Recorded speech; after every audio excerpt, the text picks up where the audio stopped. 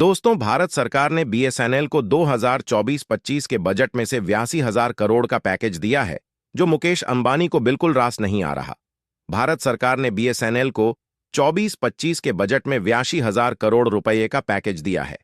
यह कदम मुकेश अंबानी को बिल्कुल रास नहीं आ रहा है, और रास आएगा भी क्यों?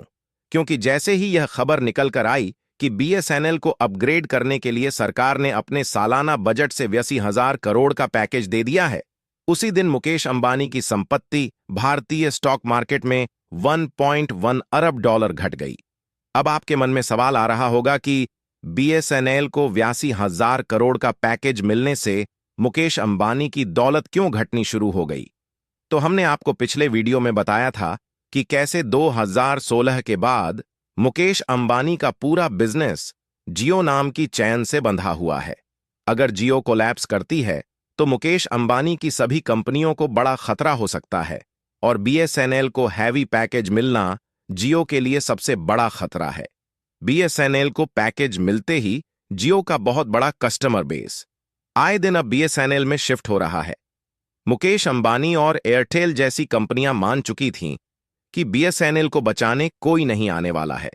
दोस्तों, बीएसएनएल ने ऐसा समय भी फेस किया है जब अपने कर्मचारियों को कंपलसरी यानी जबरदस्ती रिटायरमेंट देनी पड़ती थी, लेकिन अब रतन टाटा और भारत सरकार ने बीएसएनएल को अपग्रेड करने के लिए कमर कस ली है, और सरकार बीएसएनएल से रिटायर होने वाले कर्मचारियों के लिए भी 2024-25 के बजट से 17.5 करोड़ का पैकेज दे रही है।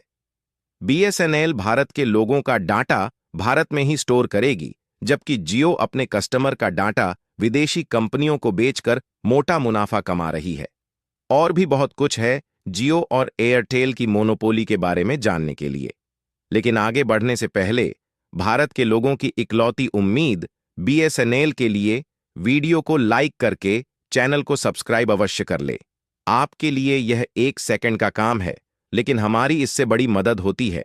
दरअसल जियो और एयरटेल जैसी कंपनियां यूजर्स के डाटा को सिक्योर नहीं रखती, लेकिन बीएसएनएल ने एक और मौके पर चौका मार दिया और कहा कि चिंता मत कीजिए, आपका डाटा भारत में ही सेव रहेगा। इसके लिए टाटा की जानी मानी कंपनी टीसीएस को इसकी जिम्मेदारी दी गई है। जब टाटा का नाम किसी के साथ जुड़ जाए तो लोगों का विश्वास वैसे ही आसमान पर चढ़ जाता है, और रतन टाटा ने टीसीएस और बीएसएनएल की 15,000 करोड़ की डील के साथ ही कहा कि इंडियंस का डाटा इंडिया में ही रखना है, क्योंकि भारत में जितनी भी जगह पर प्राइवेट कंपनी 5G स्ट्रक्चर लगा रही है, उनमें 40% तक इंस्ट्रूमेंट चाइना के लगे हुए हैं। आपको याद होगा कि चाइनीज कंपनी हुआवे का 5G इंफ्रास्ट्रक्चर अमेरिका और यूके ने लेने से मना कर दिया था, लेकिन भारत में जियो और एयरटेल जैसी प्राइवेट कंपनियां चाइनीज इंफ्रास्ट्रक्चर यूज कर रही हैं। सोचिए, अमेरिका और यूके जैसे देशों ने चाइना की हुआवे का 5G इंफ्रास्ट्रक्चर लेने से मना कर दिया, लेकिन जियो जैसी कंपनियां उसी सिक्योर नेटवर्क का इस्तेमाल करके भारतीय यूजर्स को अकड़ दिखा रही हैं। लेकिन बीएसएनएल पूरी तरह स्वदेशी टेक्नोलॉजी लगाकर 4G नेटवर्क ला रहा है, और प्लान भी इतने सस्ते हैं कि हर कोई अफोर्ड भी कर पाएगा। यानी कि आप अगर बीएसएनएल को यूज करते हैं तो बीएसएनएल का 4G जियो द्वारा चाइना से लिए हुए 5G से ज्यादा स्पीड देगा, और वो भी बहुत ही सस्ते कीमत पर। और जो बीएसएनएल का 4G नेटवर्क है वो 5G नेटवर्क के लिए ऑलरेडी तैयार है। मतलब बीएसएनएल ने 4G के साथ अपना 5G इंफ्रास्ट्रक्चर पहले से ही तैयार कर रखा है। बीएसएनएल ने 1000 से ज्यादा नए 4G के टावर लगा दिए हैं, जो 5G नेटवर्क के लिए भी यूज किए जाएंगे, और आने वाले 2 महीने के अंदर भारत में हर जगह गांव, दूर दराज देहात में 4G कनेक्टिविटी जबरदस्त होगी। यानी बीएसएनएल सस्ती कीमत पर भारतवासियों देश में हर जगह नेटवर्क प्रोवाइड करवाएगी। सरकार ने गांवों तक ऑप्टिकल फाइबर पहुंचाने के लिए भारत नेट योजना के तहत 2024 के अंदर बीएसएनएल के लिए जो डाटा बजट है वह बढ़ाकर 1500 करोड़ से 85 करोड़ कर दिया है।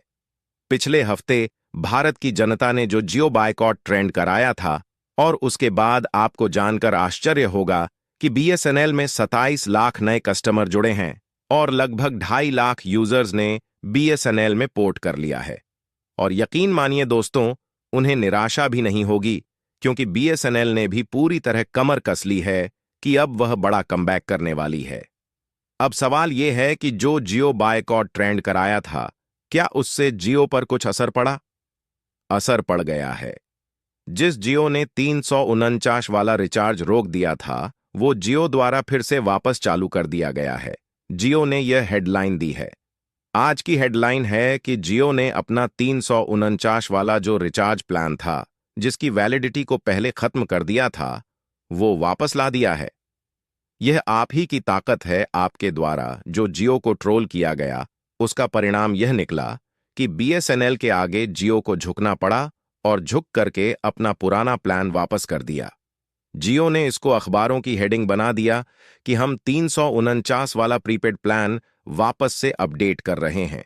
जियो और एयरटेल जैसी कंपनियां टेलीकॉम सेक्टर में यूज होने वाले कंपोनेंट्स को चाइना जैसे देशों से इंपोर्ट करती है, लेकिन सरकार ने 2024-25 के बजट में विदेशी टेलीकॉम कंपोनेंट्स पर हैवी ड्यूटी इंपोर्ट कर दी है, ताकि वह कंपनियों को महंगे पड़े और हमारे देश के अंदर डोमेस्टिक प्रोडक्शन को कंपटीटिव प्राइसिंग पर बढ़ावा मिल सके। इस बजट में 34.46 करोड़ में भारत के अंदर टेक्नोलॉजी और इन्वेस्टमेंट प्रमोशन के लिए 70 crore, champion service sector scheme के लिए 1800 करोड़ रुपए, प्रोडक्शन लिंक्ड इंसेंटिव स्कीम के लिए इस बजट में एलोकेट किए गए हैं, जो अपने आप में यह दर्शाता है कि न केवल सरकार केवल बीएसएनएल की पेंशन, बीएसएनएल कर्मचारियों की पेंशन, बल्कि टेक्नोलॉजी अपग्रेडेशन और मेक इन इंडिया के तहत देश में ही प्रोडक्शन लिंक्ड इंसेंटिव स्कीम से कंपनियों को चलाया जाए, उस पर पैसा खर्च कर रही है। अब सवाल यह नहीं है कि बीएसएनएल के बजट पर सरकार इतना पैसा खर्च कर रही है। सवाल यह है कि अब क्यों कर रही है, क्योंकि जब पूरी तरह बीएसएनएल चरमरा गया, तो अब सरकार हाथ क्यों बढ़ा रही है? किसने मजबूर किया सरकार को? तो क्या यह सब अंबानी से बदला लेने के लिए किया जा रहा है? कौन ले रहा है अंबानी से बदला?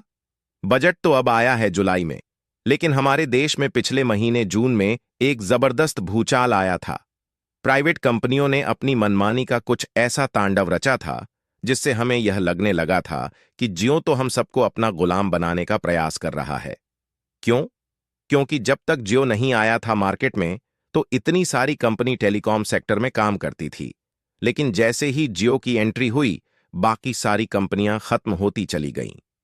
2-3 कंपनी बची, जिनमें से एयरटेल और वोडाफोन प्राइवेट थी। बीएसएनएल, सरकारी बीएसएनएल, तो सरवाइव भी नहीं कर पा रही थी, क्योंकि 4G का स्पेक्ट्रम खरीदने के पैसे नहीं थे, और एयरटेल और वोडाफोन जियो के साथ मिलकर के मोनोपोली को इतना बढ़ावा दे रही थी कि आम आदमी के समझ से बाहर था।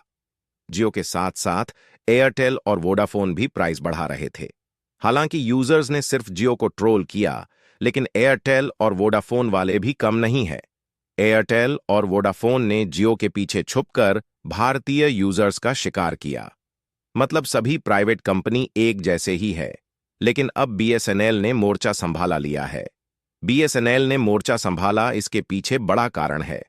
हमारे देश ने पिछले साल में एक बहुत ही गंदा अनुभव लिया है, और वो है कंपनियों की मनमानी का, मोनोपोली का, जिसने हर भारतीय को हर्ट किया।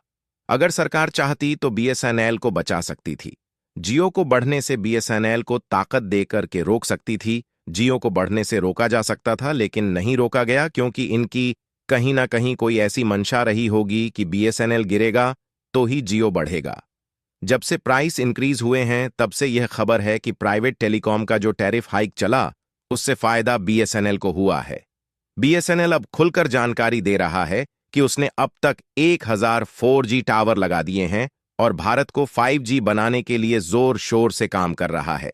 इसलिए चिंता करने की कोई बात नहीं है। दोस्तों, बीएसएनएल को सपोर्ट करने के लिए वीडियो को लाइक, शेयर और चैनल को सब्सक्राइब करना न भूलें। जय हिंद।